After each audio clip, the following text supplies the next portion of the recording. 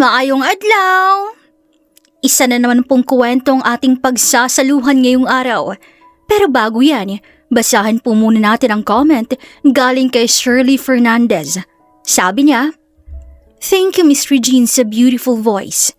Napakagaling mong magbigay buhay at kabuluhan ng ninanarrate mong stories. Kung pakikinggan ng mga stories mo, nakaka-inlove ang mga boses ng characters.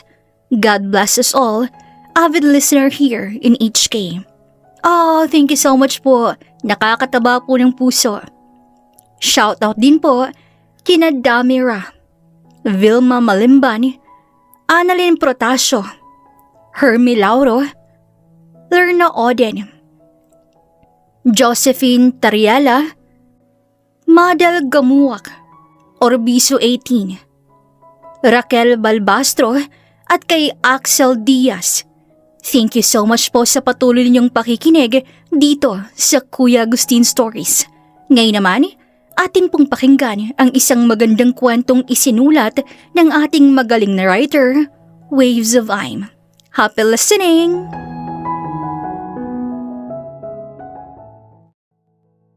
Kasabay ng walang habas sa pagpatak ng ulan sa labas ng Hotel del Salcedo ay ang pagtama naman ng pali ni Doña Elena sa mukha ni Maya. Ang maingay na tunog ng musika at kalabog ng mamahaling baso ay siyang nagsilbing sinyalis ni Mayang naroon siya sa engranding ball habang hawak-hawak niya ang kanyang pisngi. "Ang kapal ang pagmumukha mong magpakita rito, Maya. Hindi mo ba alam kung saan ka lulugar? You're just a maid and now you act like a princess." Saad pa sa kanya ni Doña Elena habang nakaduro sa kanya. "Ano po bang problema, Doña Elena? Girlfriend po ako ng anak ninyo at siya po mismong nag-imbita sa akin dito. Hindi ba, Gabriel?" Ano ka mo? Girlfriend ka ng anak ko?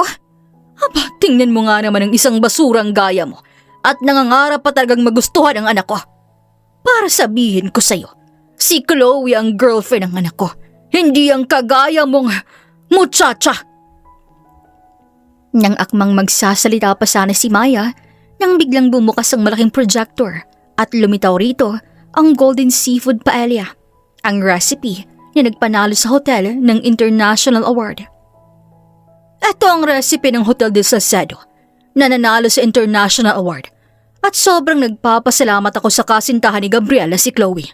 Dahil kung hindi dahil sa recipe na imbento niya, hindi namin makakamit to. Thank you, my future daughter-in-law. Abot lang ang ngiti ni Doña Elena nang sabihin yun. Lumapit sa kanya si Chloe at Gabriel habang napakuyom naman ang kamao ni Maya sa mga narinig. "Mawalang galing na po, Doña Elena. Pero hindi ho si Chloe may-ari ng recipe niyan kundi ako. Ako hong nag-imbento ng recipe niyan at minana ko po sa mga magulang ko at alam ho yan ni Gabriel." "At ano sa tingin mo ang ginagawa mo, Maya? Bakit ang lakas ng loob mong mag-iskandalo rito? Paano ka naman makakagawa ng ganito ka-special na recipe kung ganong katulong ka lamang ng pamilya ko?" Lumapit si Doña Elena kay Maya at hinablot ang buhok nito. Napatingin naman sa kanilang mga bisita at may mga press pang naroon. "Nagsisabi po ako ng totoo, Doña Elena. Ako ho, ang orihinal na may-ari ng recipe niyan. Alam ho yan ni Gabriel na boyfriend ko. Dahil siya pong humingi ng permiso para gamitin yan panlaban sa international competition." "Hey girl, bakit ba pinagpipilitan mong boyfriend mo si Gabriel? Ako ang girlfriend niya at hindi ikaw. O baka naman, kabit ka." Singit naman ni Chloe at tinulak pa siya. "Boyfriend ko si Gabriel at heto ang pruweba." Itinuro niyang singsing na bigay sa kanya ni Gabriel. Napaiwas naman ang tingin si Gabriel at itinago ang kanang kamay nito. "Ano naman kung girlfriend ka ng anak ko? Hindi hamak na mas matalino at mayaman si Chloe. Kaya siya ang gusto ko para sa anak ko.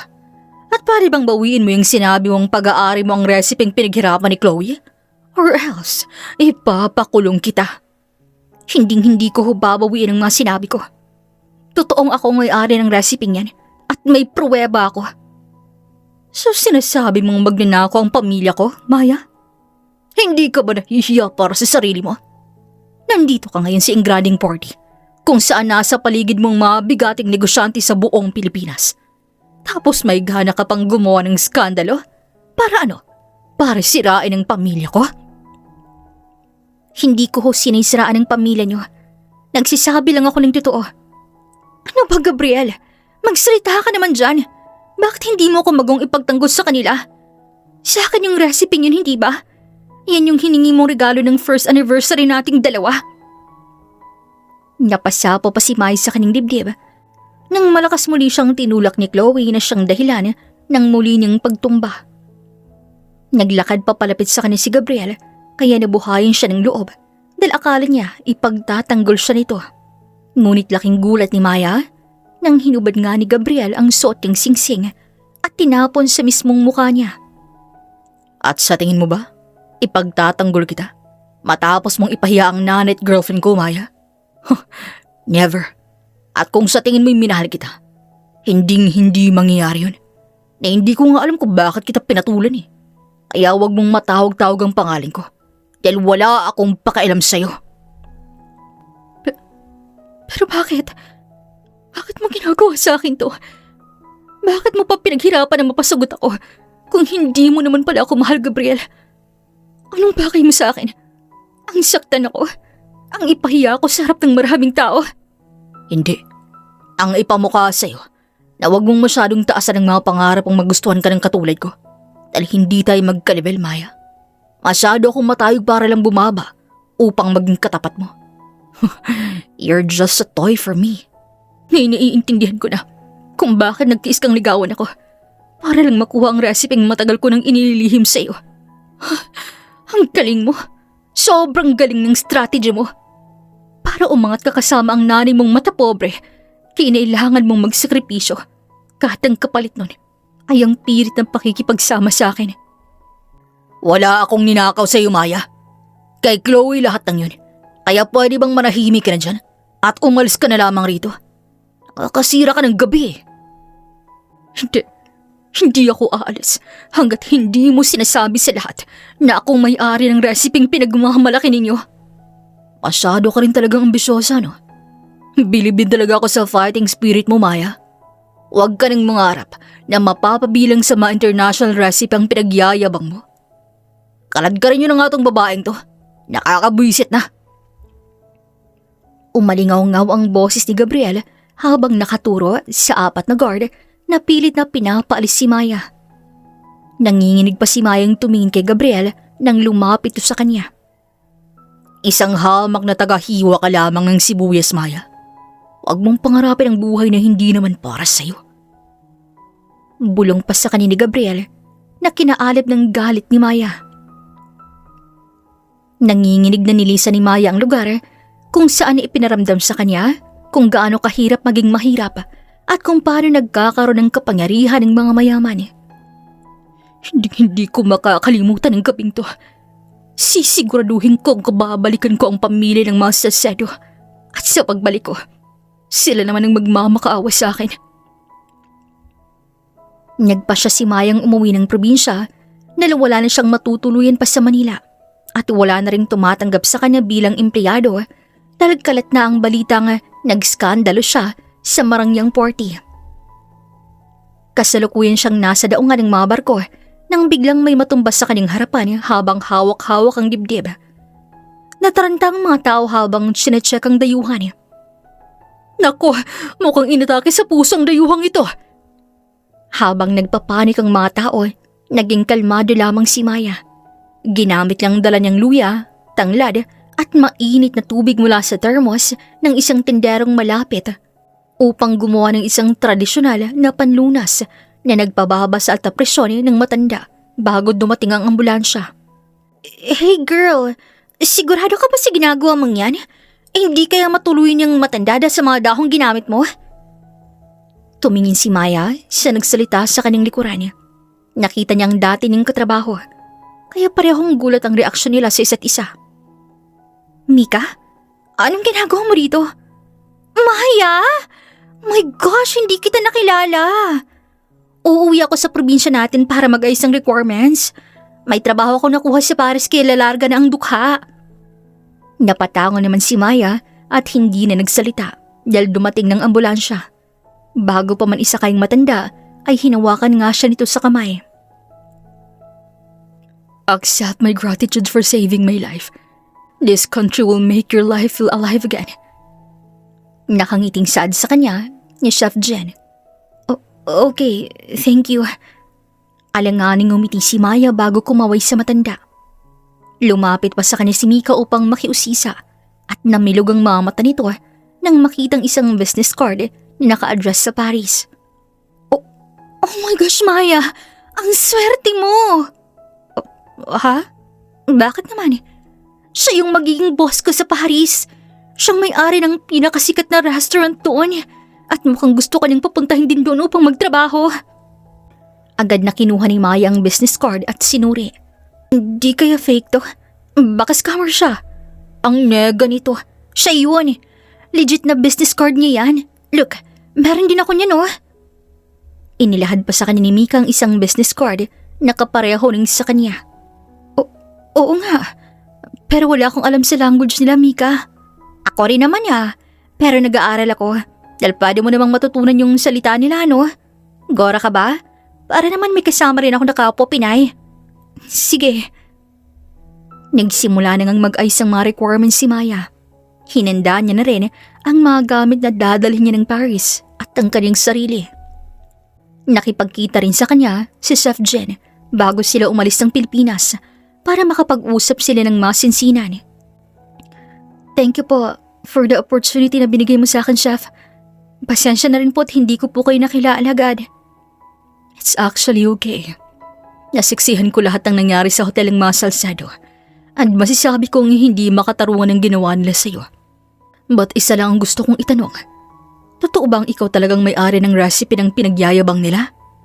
Opo, marami po akong pruweba, Chef. Pero hindi ko naman po magawang ipagtanggol ang sarili ko pagdating sa kanila. Sobrang kapangyarihan ng mga Salcedo. Kahit na gusto ko man nabawian ang recipe ko, ay hindi ko na magagawa pa yon. Ay, greedy people never win, Maya. Kung talagang sa'yo ang recipe yon, sigurado akong hindi magtatagal. Babagsak din ang negosyo nila. Dahil hindi sa lahat ng pagkakataon, mananatiling sikat ang recipe yon. Sa pagtayo ng restaurant, hindi lang isang recipe na papatok sa masa. Maraming recipe ang kailangang nating gawin para mapanatiling kilala at tatangkilikin ang ating luto. Kaya po ba, ilang dekada nang namamayagpang ang restaurant nyo dito sa Paris, Chef? Yeah, at bukod pa doon, magagaling ang chef na meron ako.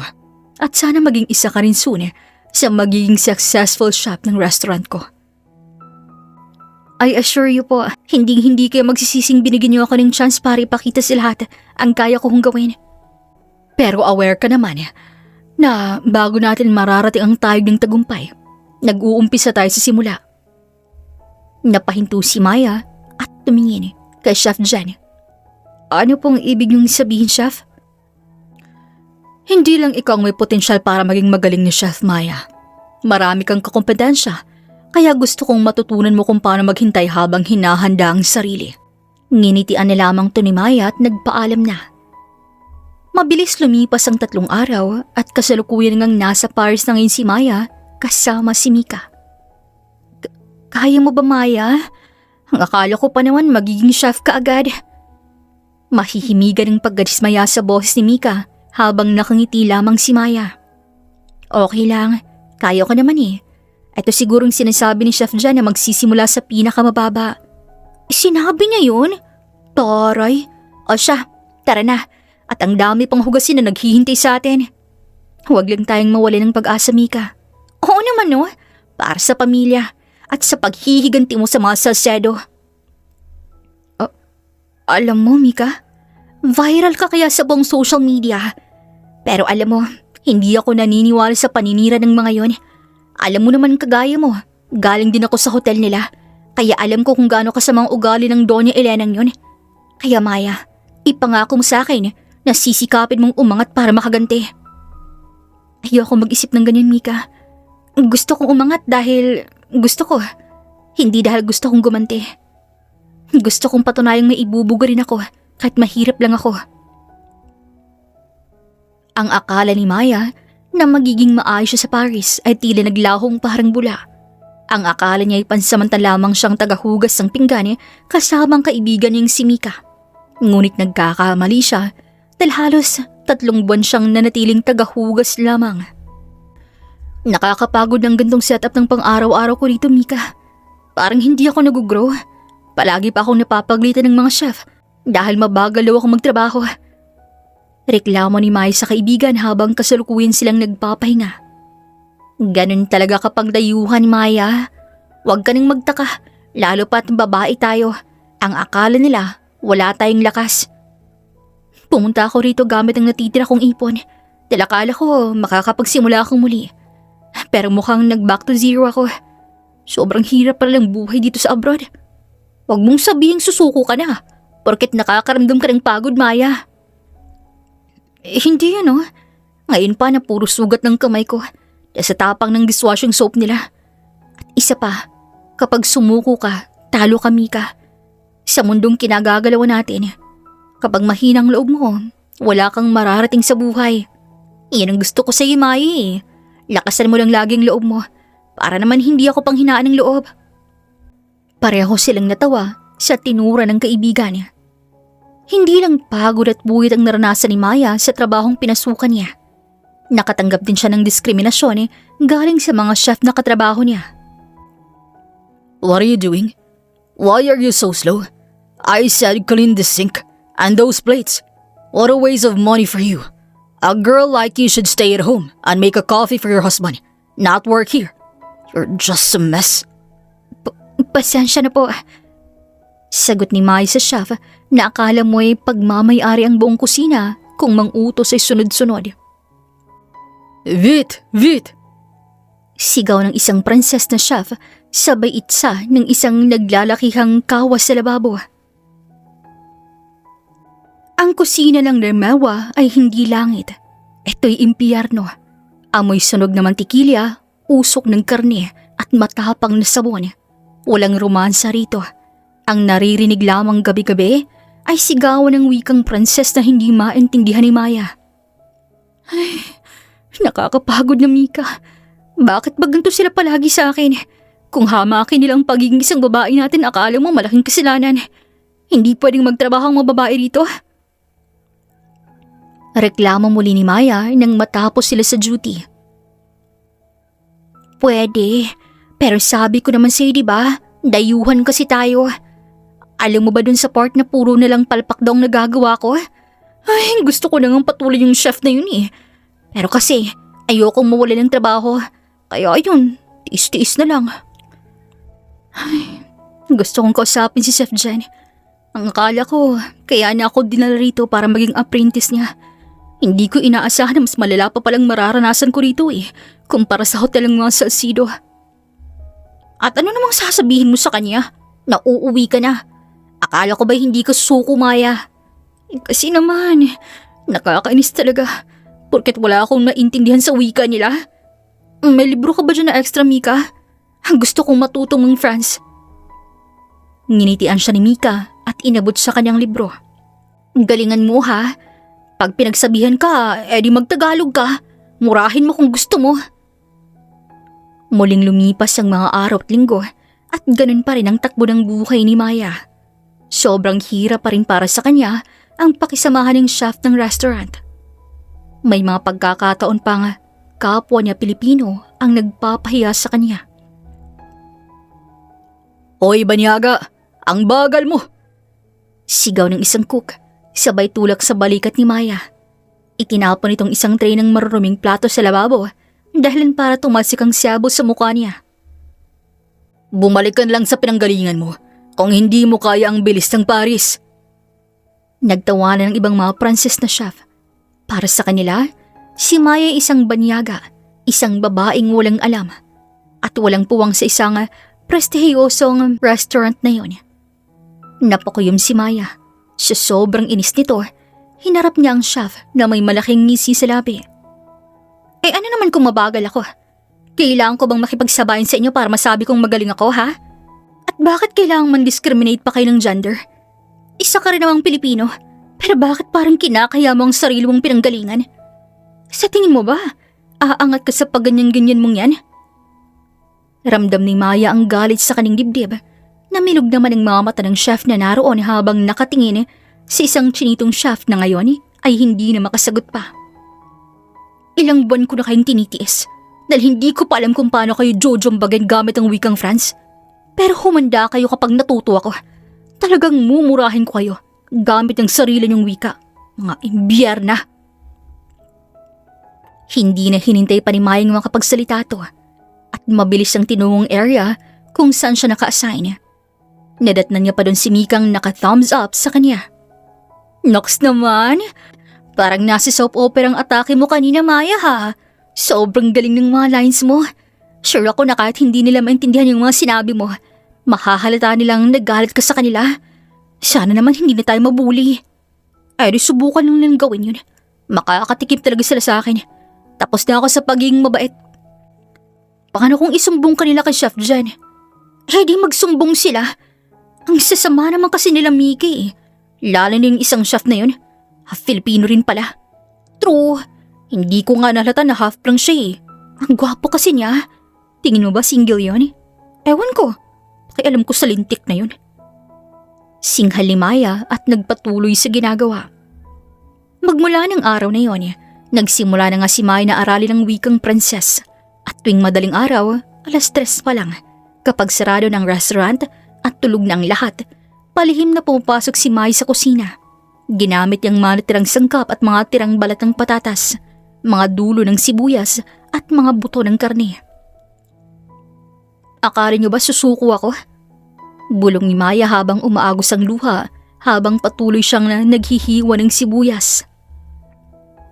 Dito niyo ako iniwan, diba? Sa pinakamababa. Panoorin ninyo kung paano ko aakyatin ng itaas. Nang makita niyang singsing na binigay sa kanya ni Gabriel, mas lalo siyang nag-alab sa galit. Tinanggal niya yon at tinapon sa basurahan. Puyat ka ba? Ang lalaki ng eyebags mo ha. Baka masita ka na naman yan at masabihang pangit. Biro ni Mika sa kanya isang umaga. Sinong sisita? Yung mayamang head chef na yon? Alam mo Mika, kung hindi lang talaga siya magaling magluto, baka natusta ko na siya sobrang yabang niya. Pero aminin mo, sobrang pogi niya no? Nalaman ko rin ang pangalan niya. Wala akong pakialam. Kung type mo edi sa'yo na. Hindi ko type ang ganung lalaki. Masyadong mataas ang tingin sa sarili. Ganyan talaga kapag kulang sa tulog, Maya. Bakit ba kasi palagi kang puyat? Ay, nag-aaral ako ng language ng mga judgmental nating kasamahan. Sarkastikong sagot ni Maya at nagsimula ng maghiwa ng mga sangkap na lulutuin. Namangha naman ng mga nakakita na sa galing ni Maya sa paggamit ng kutsilyo.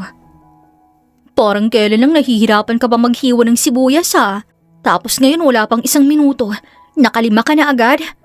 Tapatin mo nga ako, Maya. Nagdodroga ka ba kaya kay hyper araw-araw at nangingitim din yung mga mata mo? Siraulo ka ba? Mukha ba akong patiwakal na babae ha? Sa loob ng ilang buwan, ang kanyang paghihiwa na dating mabagal ay naging kasing bilis na ng kidlat. Wow! Ang laki ng improvements mo, Maya. Nakangiting po na sa kanya ni Chef Jen nang makita siya nitong naghihiwa ng patatas. Konting practice pa po, Chef. Nag-improve na nga ang paghihiwa niya, pero hindi pa rin naman niya kami maunawaan. Isa pa rin siyang loser, Chef Jen. Singit naman sa kanila ni Lucas ang palaging galit kay Maya. At sa tingin mo ba, ay hindi na pag-aaralan ng wikang gamit mo ha? Sadyang hambog ka lang at sobrang taas ang tingin mo sa sarili mo. Kaya feeling mo, ikaw lang may kakayahang matuto. Hindi naman ako bobo para hindi mapag-aralan ng wikang French. Right, Chef Jen? Tugon naman ni Maya sa wikang Pranses. Parehong nagulat ang dalawa nang sandaling magsalita si Mika gamit ang kanilang wika. Napapapalakpak pa si Chef Jen at kinamayan si Lucas. Ang hindi alam ng nakakarami, isinasaisip niya ang bawat Pranses na salita na naririnig niya sa umaga. Pinag-aralan niya ang bawat sarsa, ang bawat timpla ng Pranses. Ngunit hinahaluan niya ng sarili niyang diskarte. Hindi siya nagre-reklamo, ngunit sa gabi, ginugugol niyang natitira niyang oras para mag-aral. Wow! Bravo! Sobrang galing mo talagang mang-trigger ng anger issue. Akalain mong sa ilang buwan ng paninilibihan mo rito, Maya. Mabilis ang natutunan ng wika natin. Thanks, Chef Jen. I never expected na ganun siya kabilis matuto. You're right. She's a fast learner. Nakangiting sagot naman ni Lucas. Litong-lito na tiningnan ni Maya ang dalawa. Wala akong maintindihan, Chef Jen. Anong ibig mong sabihin? Well, inutusan ko si Chef Lucas na mas lalo ka pang patatagin. But I'm sorry. Hindi ko alam na masyado palang matalas ang dila nito pagdating sa'yo. My bad. Ano? Kayo ang dahilan kaya ako binubuli rito? At itong pasimunong to ay inutusan niyo lang? Bakit naman, Chef Jen? Ang sama niyo naman yata sa akin. Natawa naman to sa tinura ni Maya. Maging si Lucas ay lihim ding napangiti. Yung ibang purong French hindi ko inutusan. Ganun lang talagang mga bunganga nun. Pero pinagsabihin ko naman na dahil nagsumbong si Lucas about sa trato nila sa'yo. Don't worry, I got you, Maya. Nandito rin si Lucas para alalayan ka as of now.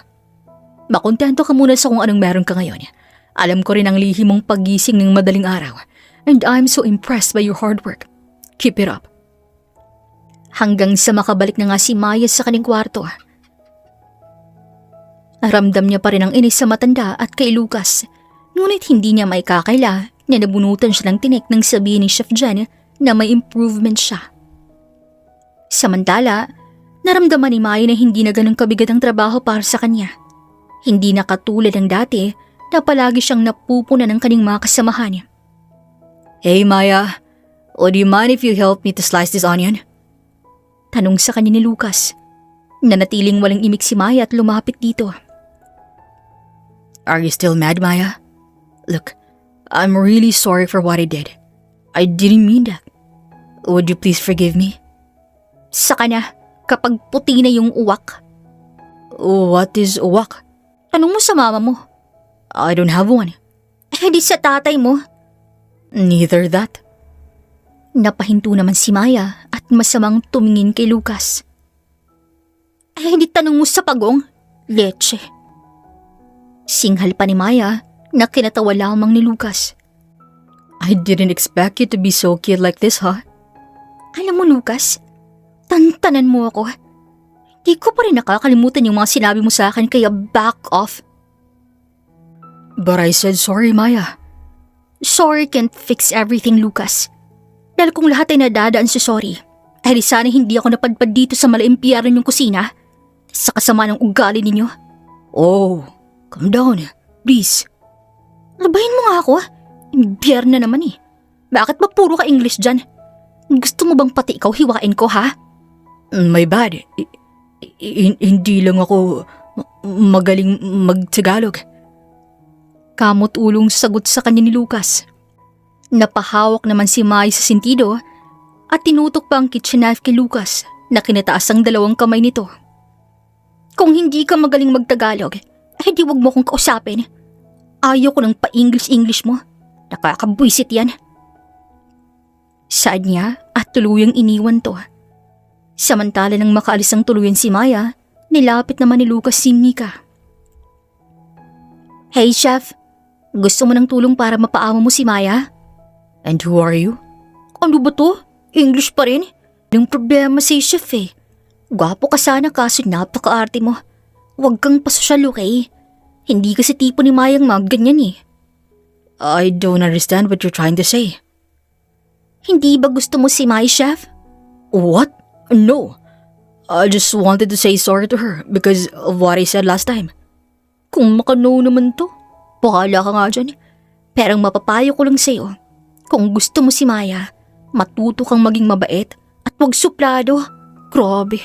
At saka, magtagalog ka nga, chef. Kahit sinong kapwa mo Pilipino na aalibad ba rin sa accent mo eh. What? Ano bang nangyayari sa mga tao ngayon? Especially sa magkaibigan yun. They're so weird.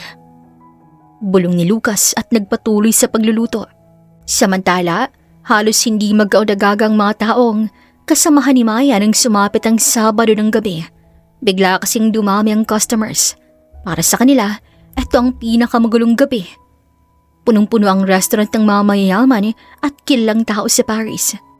Ang hangin sa kusina ay punong-puno ng tensyon dahil sa isang balita. Dumating ang kinatatakutan at pinakasikat na food critic sa buong Europa. Sa isang masamang komento nito, pwedeng magsara ang restaurant.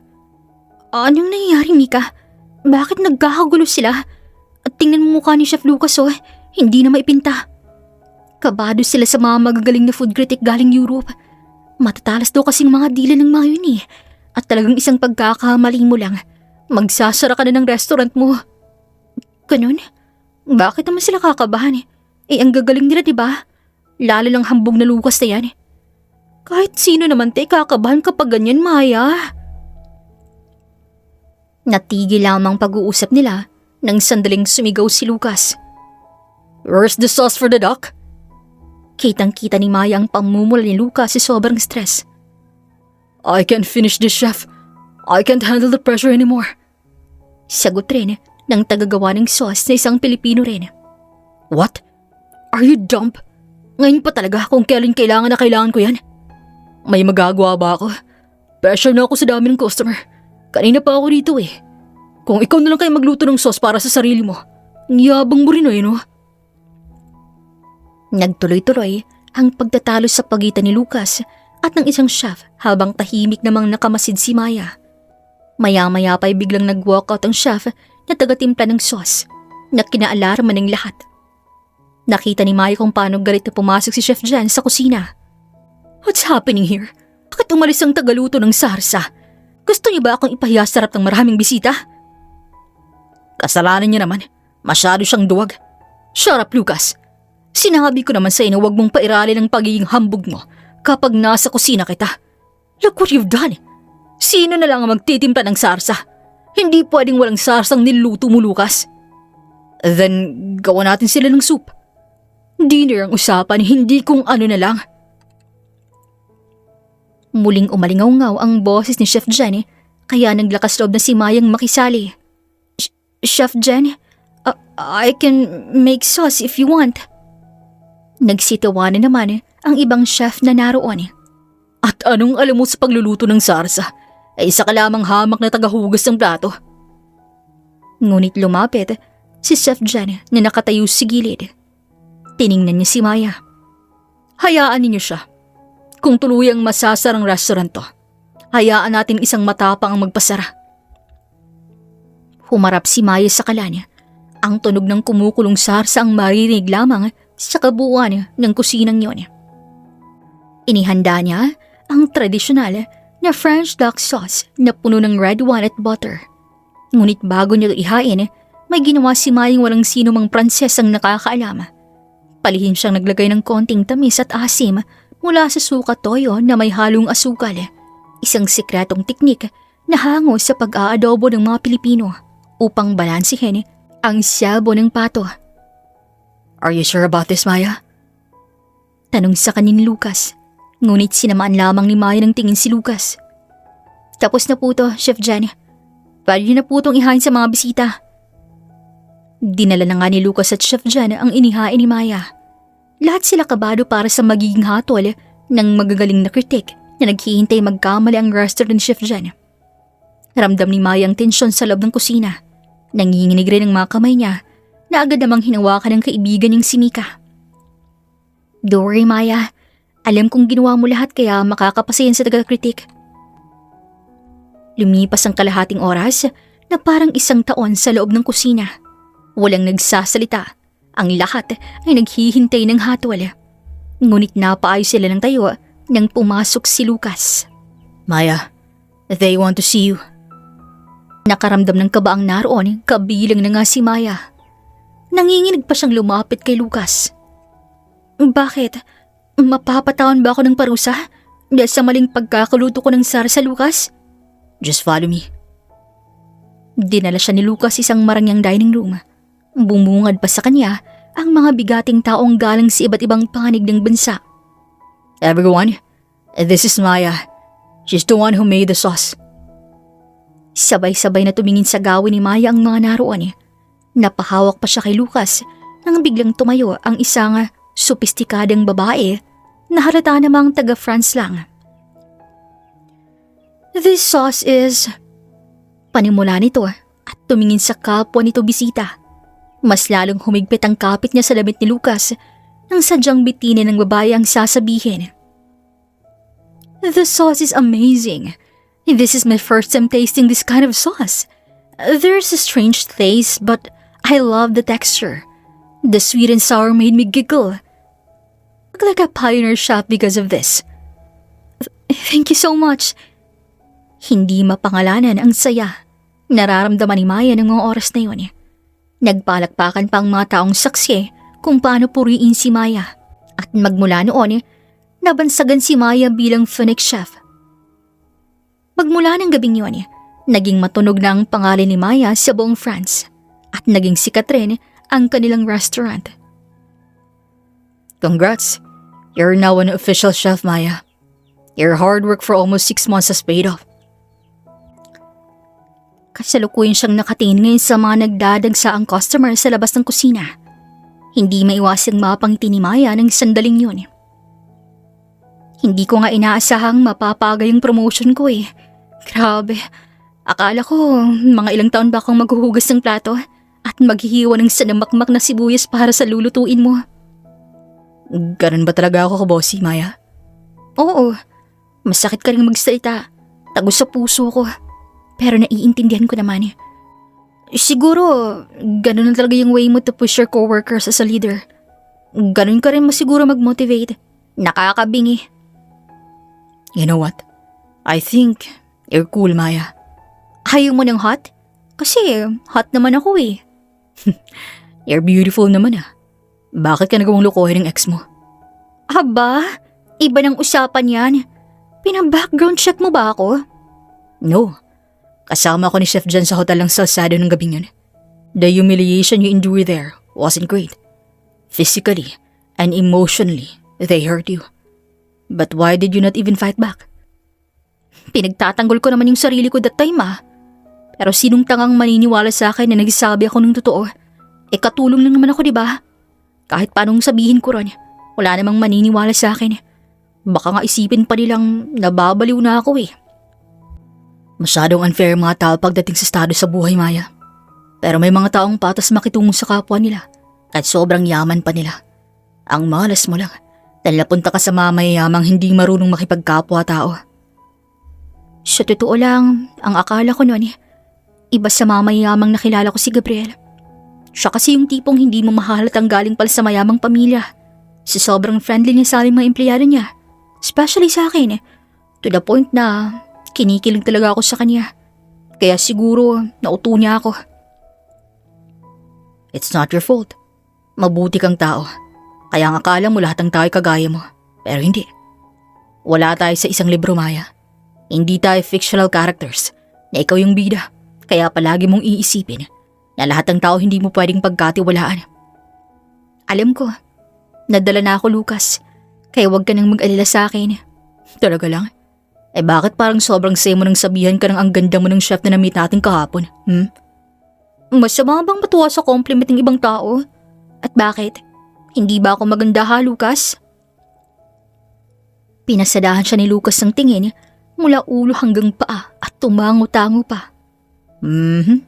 Pwede na. Anong pwede na? Bonak to. Ang ganda-ganda ko kaya, sabi ng nanay ko. May sinabi ba akong hindi ko maganda? Ano pa rin yung pwede na, ha? Napakamot naman sa tungkil ng ilong si Lucas at alanganin tong ngumiti. Pwede ka nang maging asawa. Hinampas naman ni Maya si Lucas na siyang dahilan ng muntika nitong pagkatumba. Mabuti na lamang at nahawakan niya to sa kamay. Mahinang hampas ko palang matutumba ka na agad. Ang lampa mo naman, Lucas, pero may gana ka pa talagang lumandi. What? Sino mang nilalandi ko? Baka yung ibon. Ano ka na nga? Dami ko pang gagawin. Nagtuloy-tuloy ang magandang daloy ng pang-araw-araw na buhay ni Maya hanggang sa umabot to ng 5 taon. Kasalukuyang nakaupo si Maya sa sariling opisina habang malamig na nakatingin sa tambak na papel na kailangan niya pang pirmahan. Kailangan ko bang pirmahan to ngayong araw? Tanong pa ni Maya sa sekretarya niyang si Mika. Yes, at may client meeting ka rin mamayang 2:00 ng hapon. Baka makalimutan mo na naman. Noted. Bakit ang tamlay mo today? Namimiss po ba si Chef Lucas? Ano? Bakit ko naman siya mamimiss? Si boyfriend mo siya? Her just friend, Mika. Sorry naman, girl. Bakit ba kasi ang bad mood mo today? How's the news about the Salcedo's Hotel? Yeah, I forgot to tell you. Tagilid na raw ang hotel ng mga Salcedo. Ang kumpanya nila, malapit na rin kunin ng bangko. Nalubog na to sa utang. Nagliwanag naman ang mukha ni Maya at pasimpi tong napangisi. Ibigay mo sa akin lahat ng report tungkol sa kanila bukas, Mika. Kasalukuyang nasa New York si Maya sa tuktok ng skyscraper. Nakatayo siya ngayon malapit sa glass door habang nakatanaw sa nagtataasang gusali. Pinasadahan pa ni Maya ang kabuuan ng opisina. Sa dingding ay nakasabit ang mga parangal at mga stars, mga sertipiko at mga cover ng sikat na Forbes and Time magazine. May iba ka pa bang iuutos, Maya? Humarap si Maya sa salamin at tuloy nang nakita ang sarili. Ibang-iba ng Maya 5 years ago. Nakatayo sa harap ng malaking salamin ng isang babae. Maikli ang kaning buhok, mataas ang kaning mga tingin, at nakasuot ng isang napakamamahaling designer suit.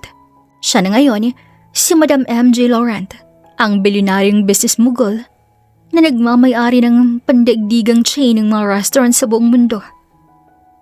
Ako pa rin naman to, hindi ba, Mika? I'm just changing my styles and personality. Nginitian naman siya ni Mika at nilapitan ni upang yakapin. Ano ka ba, Maya? Ikaw pa rin naman yan. Ang pinagkaiba nga lang, palaban ka na ngayon. Hindi tulad ng dati. At sobrang proud ako sa'yo. Alam mo ba kapag nakita tayo ni Chef Lucas, siguradong laglag ang pangalan sa'yo. Bakit ba puro si Lucas ang lumalabas na sa bibig mo? May gusto ka ba kay Lucas, Mika? Ay wala ha. Kayo ang bagay sa isa't isa. Pero sayang nga lang. Dahil after mamatay ni Chef Jen, hindi mo na siya nakita pa. Nakaramdaman naman ng lungkot si Maya nang banggitin ito ang chef na tumulong sa kanya. Pumanaw ang chef na yon 2 taon ang nakakaraan at sa tindi ng tiwala nito kay Maya, ipinamana niya sa kanya ang buong culinary empire nito at pinalaguyo ni Maya nang higit pa sa inaasahan ng sino man. May sari-sarili kaming gampanin sa buhay, Mika. Nang mamatay si Chef Jen, nagpaalam si Lucas na kailangan niya magpahinga at naiintindihan ko yun. Pero wala ka ba talagang konting feelings para kay Chef Lucas? Mabait siya kapag naging close kayo, oo. Masyado siyang caring. Pero hindi ko maramdaman kung ano nga bang totoong nararamdaman niya para sa akin. Ayoko ng ganong setup. Masyado siyang mixed signal.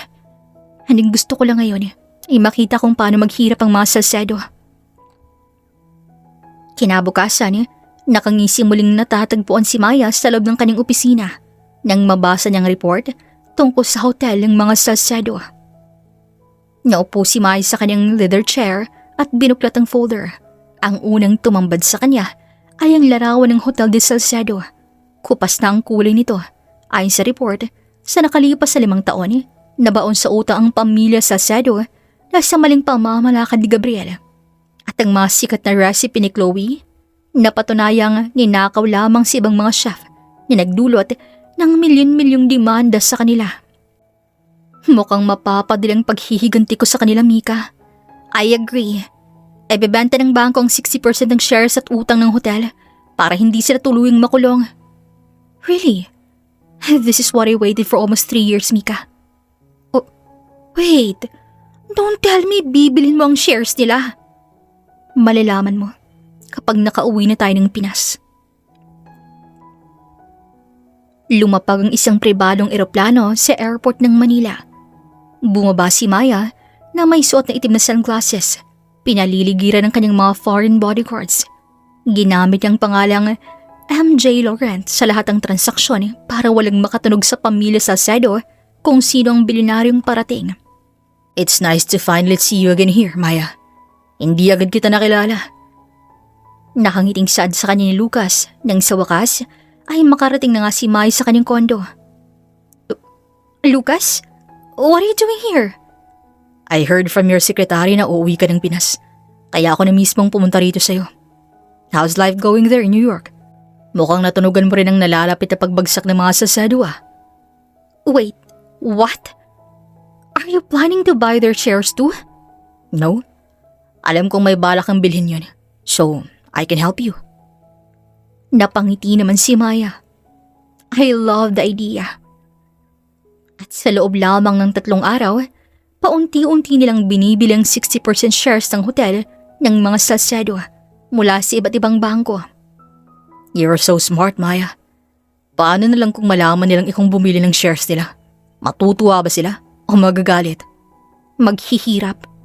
Nice. But want to grab a lunch with me? Let's talk about your life. Wala namang ibang ganap sa buhay ko. Pero tara, may proposal din ako para sa'yo. Kasalukuyan silang nasa Filipino restaurant ngayon at hindi mapakali si Maya kakalinga. Chill. Walang makakakilala sa'yo rito. Sira, I have an idea, Lucas. Pero hindi ko sure kung papayag ka sa ko. Spill it.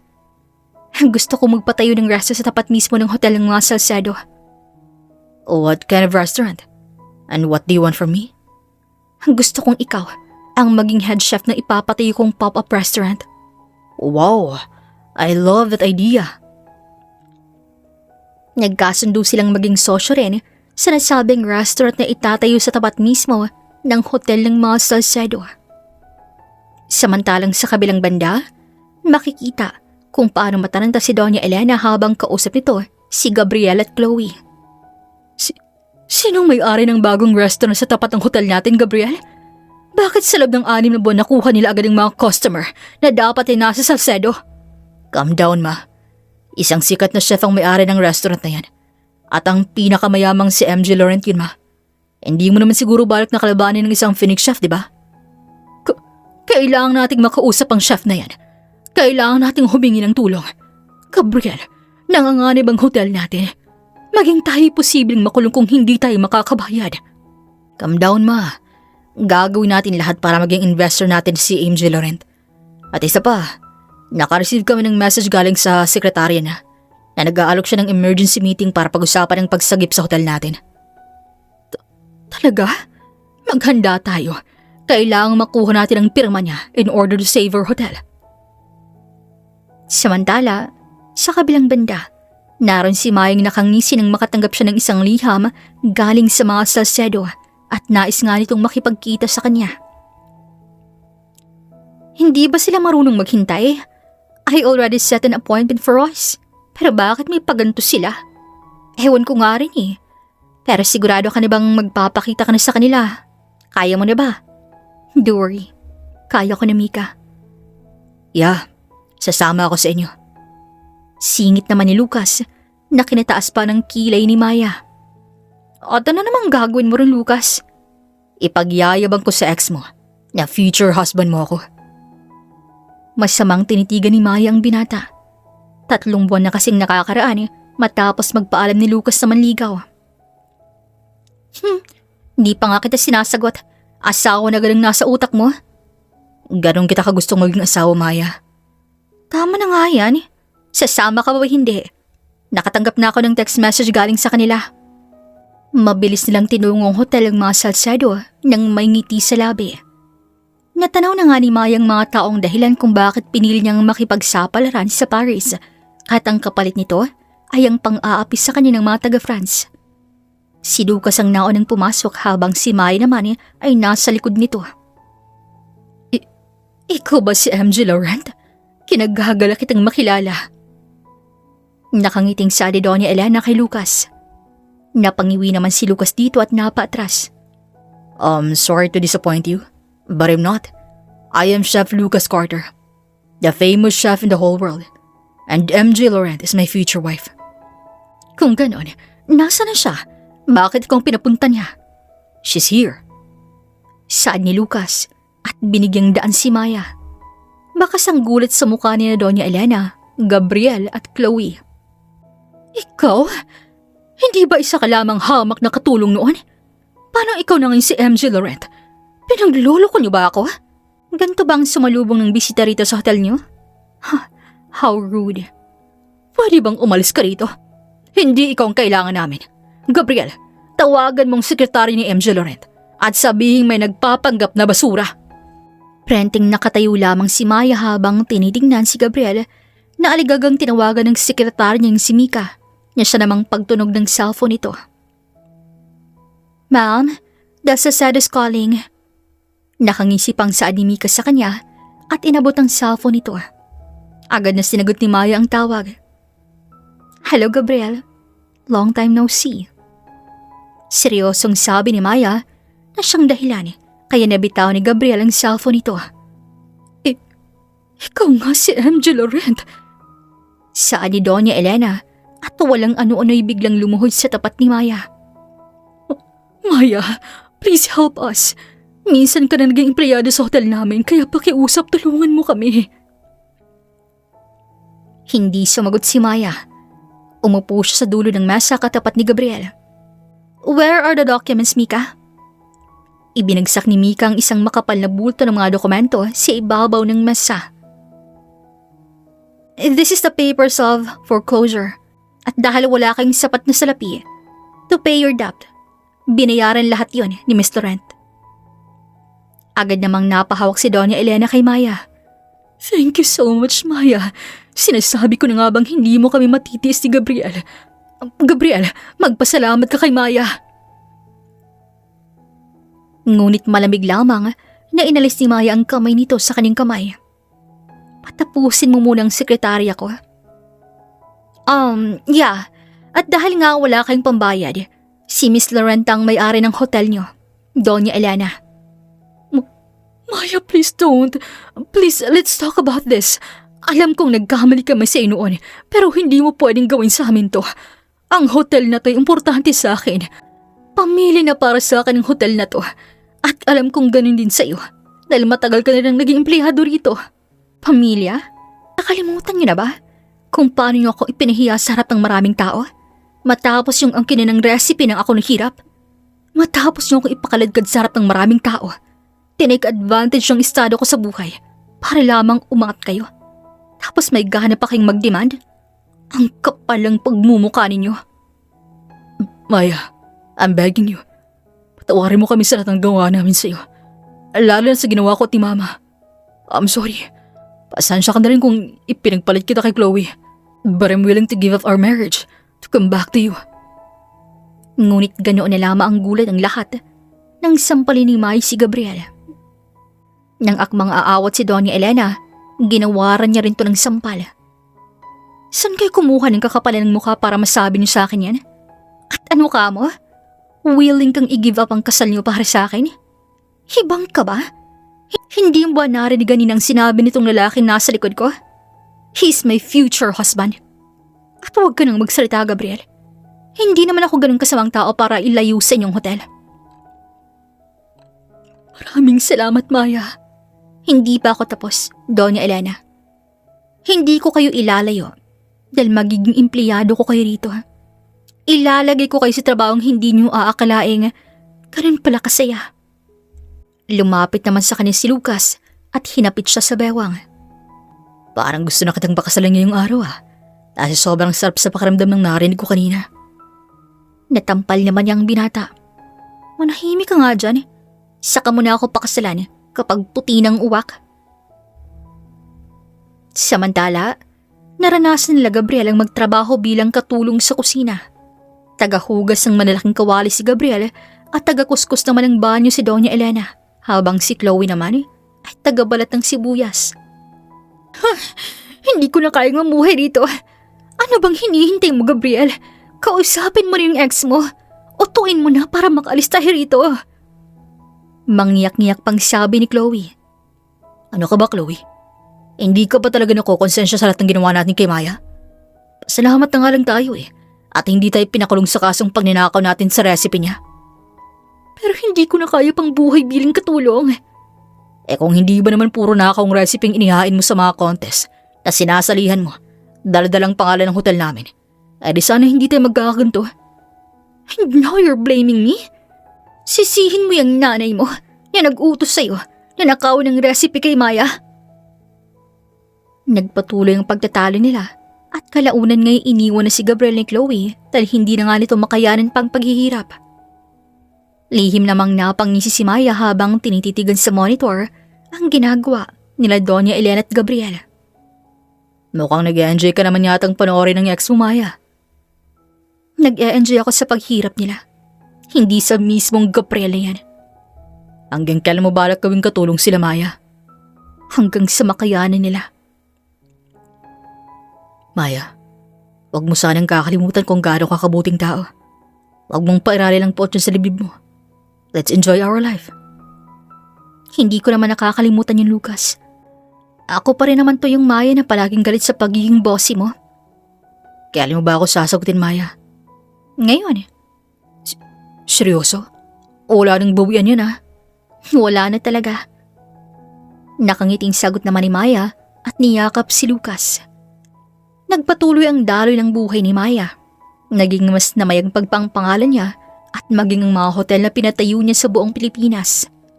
Makalipas lamang isang taon, naglakas loob ng kausapin siya ni Gabriel. Nakita rin ni Maya ang pagbabago ni Gabriel maging ni Doña Elena. Anong gusto mong pag-usapan, Gabriel? Plano niyo na bang umalis ng hotel? Tanong ni Maya kay Gabriel habang nasa opisina niya to. Gusto ko lang magpasalamat sa iyo, Maya. Sa lahat ng kabutihang ginawa mo sa amin ni Mama. Kabutihan? Oo. Hindi mo kami hinayaan ni Mamang tuluyang makulong. O hindi mo kami hinayaang maging palaboy. At malaking pagkakamaling nagawa namin sa iyo. Hinayaan mo pa rin kaming manatili sa hotel. At bilang katulong na lang. Maraming salamat. Hindi naman ako ganun kasamang tao para parusahan kayo ng sobra. Gusto ko lang maranasan niyo kung paano maging mahirap. At kung anong feeling maging katulong. Nang angkin ninyo ang resepeng pinaghirapan ko, sobrang nasaktan ako nun. Especially, nang lukohin mo ako, Gabriel. I'm sorry. Maling-mali ako sa part na yun. Andaminado akong napaka-immature ko that time. At sobrang naging makasarili ako. Hindi ko naisip yung nararamdaman mo that time. Sa totoo lang, sobrang thankful ako na nilagay mo kami sa gantong sitwasyon, Maya. Dahil natutunan ko kung paano magpahalaga ng bawat senti mo na kinikita ko bilang taga-kuskus ng naglalakihang kaldero. Na-appreciate ko lahat ng mga katulong namin dahil sa'yo. Natutunan ko maging mapagpasensya. And thank you for letting me experience that kind of thing. I'm glad na natauhan ka na. Hindi naman na kayo magtatagal sa hotel. Alam kong gusto niyo lang makaalis sa mamantikang kusinang yun. Kaya pwede na kayong mag-impake at magpakalayo-layo. Magsimula kayo ulit. Pero sana, huwag niyo nang dalhin sa bagong lugar na mapipili niyo o galing meron kayo nun. Matuto na sana kayo. Maluha-luha namang tumingin sa kanya si Gabriel. Thank you, Maya. Ang totoo, yun din sanang gusto kong ipakiusap sa'yo. Nais kasi ni Mamang umuwi kami ng probinsya kung saan kami nakatira noon eh. Magsisimula kami ulit, Maya. Ang simpleng buhay ay sapat na sa amin. At ang kabaitan mo ay hindi namin malilimutan. Wala yun. Nakikita ko naman kung gaano ka nag-improve, Gabriel. Sana makahanap ka ng babaeng sasamahan ka hanggang sa pagtanda mo.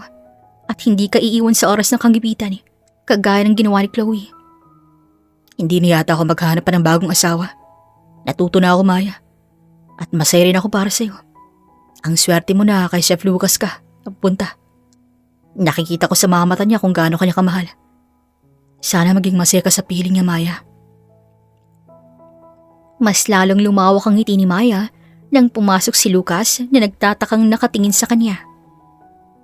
Magiging masaya talaga ako sa piling niya. Nakakalis ka na, Gabriel. Ibinilin ko na rin kay Mika ang regalo ko para sa inyo. Pero hindi na kailangan, Maya. Sa dami ng pagkakamali namin nagawa, hindi namin deserve ang regalo galing sa'yo. Ayokong may matiring sama ng loob sa dibdib ko. Sa oras ikasal kaming dalawang ni Lucas. Kaya tanggapin mo na. Thank you. Nang makaalis si Gabriel, agad siyang humarap kay Lucas na nakataas na nga ang kilay. What was that? Bakit parang may closure na nagaganap? Psst. Hinayaan ko na silang umalis ng hotel, Lucas. Okay na ako sa nakikita ko. Napatunayan naman nila lang nagsisisi na sila eh. At hindi naman ako Diyos para husgahan sila. Lahat ng tao pwedeng magbago, Lucas, kung gugustoy nila. At yun ang ginawa ni Gabriel at Doña Elena. Sa bagay. You're so kind, Maya. Ang swerte ko naman yata sa papapangasawa ko. Nakangiting sabi pa ni Lucas sa kanya at saka siya ginawaran ng halik sa noo. Siyempre, ako na yata to.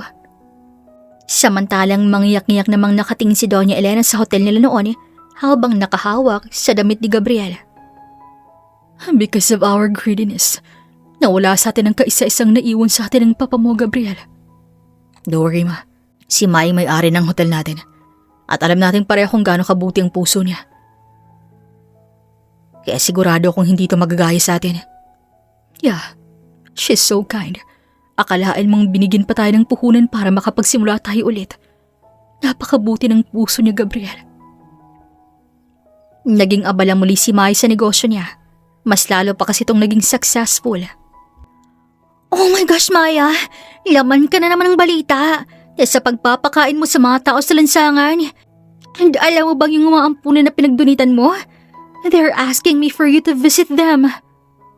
Masayang ani Mika kay Maya isang dapit hapon. Ganun ba? Fix my schedule para malaanan ko sila ng oras sa pagbisita.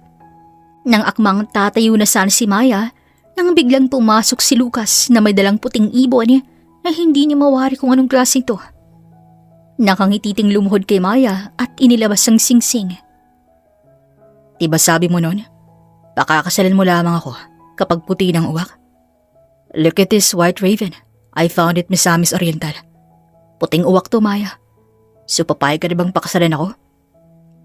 Napaawang naman ang labi ni Maya at bahagya pa siyang napakamot ulo. Sineryoso mo talagang sinabi ko? Binibiro lang naman kita. So wala kang balak makasalan ako? Malamang pakakasalan kita. Tumayo ka na dyan. Halos mapatalo naman sa saya si Lucas at agad niyakap si Maya. Hinalikan pa nito ang labi niya kaya napangniwi ito. Naging abala muli si Maya kasama si Lucas sa pag-aasikaso ng nalalapit nilang kasal. Hanggang sa dumating nga ang araw ng kanilang kasal. Kabado si Maya. Maging ang mga kamay nito ay nanginginig habang nakahawak sa kamay ng kaibigan. Kinakabahan na ako, Mika. What if mag-back out si Lucas? Sira ka. Hindi yan, way. Tara na, at moment mo to. Huwag kang umiyak dahil kilala ka bilang cold-hearted Phoenix chef. Nagsimula na ngang maglakad si Mai sa pasilyo ng simbahan patungo kay Lucas. Nakagaya niya, kinakabahan din. It looks so gorgeous, Maya. At masaya ako matatawag na kitang asawa mamaya after ng ceremony. Ang pogi mo rin, Lucas. Matapos ang ilang oras, naging ganap na ngang mag-asawa sina Maya at Lucas. At mabilis lumipas ang 3 taon para kay Maya na ngayon ay masayang-masaya nang naninirahan kasama si Lucas at ang kambal nilang anak. Mahal na mahal kita, Maya. And I won't get tired of making you feel that. Saad sa kanya ni Lucas habang nakayakap to sa kanyang likod. Mahal na mahal din kita, Lucas. Sagot ni Maya at siya kaniyakap ang asawa. Tandaan, huwag mong hamakin ng taong nagsisimula sa ibaba dahil hindi mo alam ang apoy na kaya nitong palaguin. Ang tunay na tagumpay ay hindi nasusukat sa pang-aapi ng kapwa, kundi sa pagsisikap na bumangon mula sa putik upang patunayan na ang talino't sipag ang tunay na kayamanan. Dito na nga po nagtatapos ang kwento natin ngayong araw. Maraming salamat po sa inyong pakikinig at hanggang sa susunod na kwento dito lamang sa Kuya Agustin Stories. Paalam!